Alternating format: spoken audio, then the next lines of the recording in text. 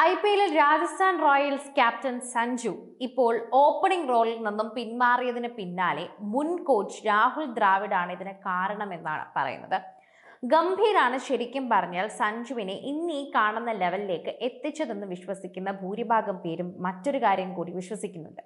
പഞ്ചാബ് കിങ്സുമായുള്ള അവസാന കളിയിൽ 3-ാം നമ്പറിലാണ് സഞ്ജു ബാറ്റിനിറങ്ങിയത്. പക്ഷെ ആ നീക്കം ക്ലിക്കായില്ല എന്ന് മാത്രമല്ല, അവിടം തൊട്ട് രാജസ്ഥാൻ റോയൽസിന് വളരെയധികം അധപതനമായിട്ടുള്ളൊരു ബാറ്റിംഗ് ആയിരുന്നു എന്ന് പറയാം. 16 ബോളിൽ ഓരോ 4ഉം 6ഉം അടക്കം 20 റൺസ് മാത്രം എടുത്ത് സഞ്ജു പുറത്തായ കാഴ്ച എല്ലാവർക്കും വലിയ നിരാശയായിരുന്നു. വന്നു നിന്ന് 16 ബോളിൽ ഒരു 4ഉം ഒരു 6ഉം ഒക്കെ അടിച്ചപ്പോൾ എല്ലാവർക്കും വളരെയധികം ആവേശമായിരുന്നു. എന്നാൽ പെട്ടെന്ന് തന്നെ ആ തീ കെട്ടണയുന്ന ഒരു കാഴ്ചയായിരുന്നു നമ്മൾ കണ്ടത്. നേരത്തെ സീസണിലെ ആദ്യത്തെ 7 മത്സരങ്ങളിലും ഓപ്പണറായി സഞ്ജു ഇറങ്ങിയിട്ടുണ്ടായിരുന്നു. മികച്ച പ്രകടനങ്ങൾ കാഴ്ചവെക്കാനും അദ്ദേഹത്തിനായിട്ടുണ്ടായിരുന്നു. എന്നാൽ വൈഭവ് സൂര്യവംശിയുടെ മിന്നുന്ന പ്രകടനത്തോട് സഞ്ജുവിന് ഓപ്പണിംഗ് റോൾ വിട്ടുകൊടുക്കേണ്ടി വരികയായിരുന്നുവെന്നും പറയാം. ഇതാണ് അദ്ദേഹത്തിന്റെ ആരാധകരെ ചൊടിപ്പിച്ചതെന്ന് കൂടി പറയണം.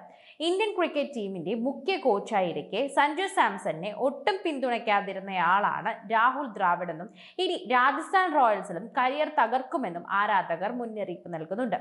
സഞ്ജു സാംസൺ തീർച്ചയായും രാഹുൽ ദ്രാവിഡിനെ ഭയക്കണമെന്നും, കാരണം കരിയറിൽ അദ്ദേഹം ഒരിക്കലും സഞ്ജുവിനെ പിന്തുണച്ചിട്ടില്ല.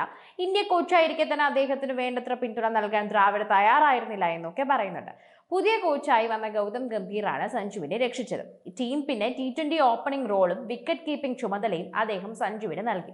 3 സെഞ്ചുറികളുമായിട്ട് അദ്ദേഹം കോച്ചിന്റെ വിശ്വാസം കാത്തു.